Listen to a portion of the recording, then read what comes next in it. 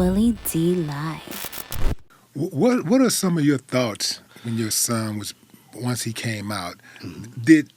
Did you develop like a series of thoughts after he came out that you didn't have before he was born? Because you had a long time to think about him before he was born. But once he came out, was there like these new series of thoughts that was rushing through your head?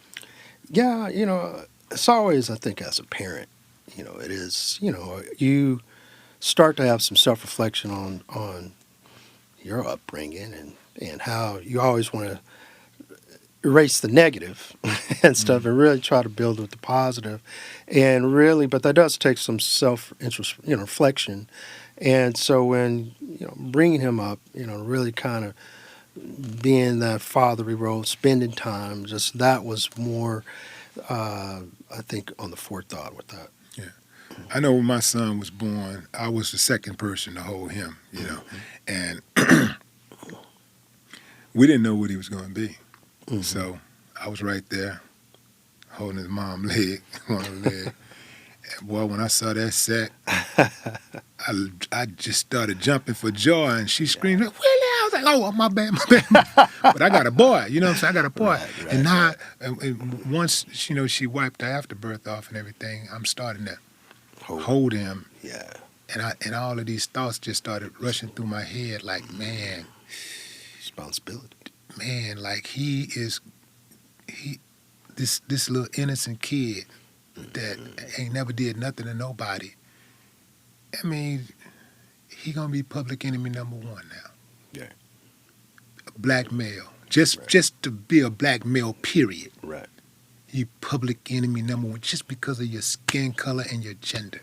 Right. You're public enemy number one. And now it's my job to give you all the information and instructions to help you navigate through this wild, crazy, beautiful world. Right. And that's what I tell my sons. I'm like, there's a lot of people you'll meet in the world. And a lot of people going to tell you this, a lot of people going to tell you that. I'm your father. I will never tell you anything that's going to hurt you. If there's one person in this world beside me and your mama rooting for you, it's going to be me. And with that being said, I try to share with them all of my success, but all my failures. A lot of things, it's a time where, if we break it really back down to hunting, we hunting out here. You have to provide. And being hunted. Right. You're being hunted, but, in order for you to survive, whether that's a job, whether it's a hustle, or whatever, and like being hunted, and hard being hunted, you got to, hey, don't go that way in the woods. You need to turn this way. Don't follow and give them bits of advice on surviving. Yeah. And not on surviving, but really thriving and succeeding where, I left off. Yeah. Man, let's talk about our partnership, man. We got a partnership with Be Well, and we're doing a lot of good things in the community. I remember when I first met you, when Bruce Bray introduced me to you. Bruce is here. He introduced me to you, and, my first impression was, good brother. I felt the energy, and I also felt what people were saying about you online, because I looked you up, and I was, I checked out your reviews, everything 4.7 and higher, that's beautiful, because I don't do nothing under 4.5. If that review is under 4.5, I ain't touching it. Yeah. But saw all of that, and one of the things that resonated with me was that people kept saying that, how you are professional and caring, attentive, and how you explain things so well. Right. And I got it immediately because when we were talking about, doing our business venture together, we had a conversation, and you was breaking down, male enhancements, and Correct. we was talking about the testosterone shots. Right. The way you explained it, it was so easy to digest. Mm-hmm. Where you get this knack from, man? Like, is it something that you had to work for, or is it something that just came natural? No, I think God puts you in different places where He wants you to be, like us being at Forest Brook.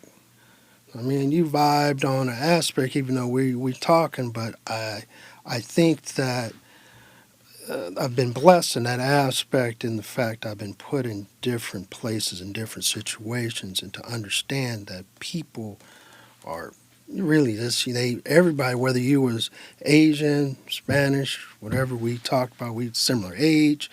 And so what goes through my mind is, how am I, as the age we are, how can I explain to you as though you my brother, or you my cousin? And I've always taken that aspect. My first job when I got back into Houston, I worked in an Asian clinic. I was the director of their female services at an Asian clinic. I've never been worked around no Asian people, other than in the Chinese food. That was about it. But I said, God, just you're gonna put me where you want me to be at, and that taught me that when whether we don't communicate, I'm doing a translator, but that woman that was there, or the male, that could be my sister, that could be my aunt, that could be, and so most people when they come to the doctor, they want to be able to be that they're listened to, that this is what's going on with me. Listen to me, and once you listen to the person, then you're putting it back out. You're coming out with the plan, but you're coming out and it's conveying to the patient that I am looking out for your best interest. And as long as we are doing the knowledge that I've been blessed with, I'm gonna try to convey to you and say, hey, this is our plan, so that you understand where my thought process it is. And I'm quick to tell a person if, damn, I don't know that, but I can look it up.